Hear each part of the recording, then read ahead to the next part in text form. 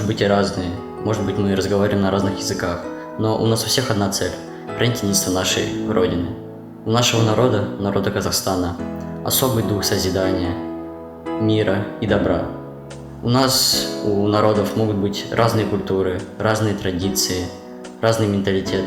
Но всех нас объединяет дружба, которая берет свои истоки с давних времен.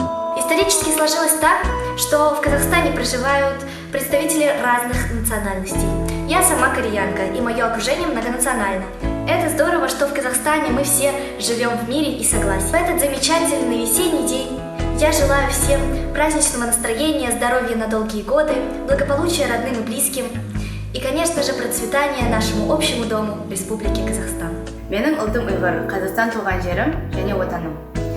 Мен үшін Қазақстан әрқашан көпұлттық елдердің арасында үлгі болды. 1 мамыр мерекесі ұлттар арасында достық пен бейбітшілікке арналған.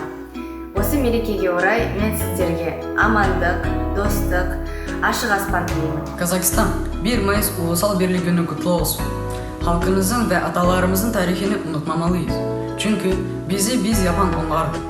125 farklı milletlerden birçok insan ülkemizde yaşıyor ve biz de bir olduğumuzu hatırlamalıyız. Bugün herkese ruhun gücü, milli birlik, özgürlük, bağımsızlık, istikrar ve güven diliyorum. En önemlisi hepimiz üzerinde huzurlu bir gökyüzü ve tek bir kişi savaşı görmesin. Всем привет! Я Синдира Вивиен, ученица 10 Е-класса Назарбаев интеллектуальной школы города Атырау. От имени всех своих одноклассников мне хотелось бы поздравить вас с праздником единства народов Казахстана. Как известно, этот день отмечают более 100 национальностей, живущих в нашей стране.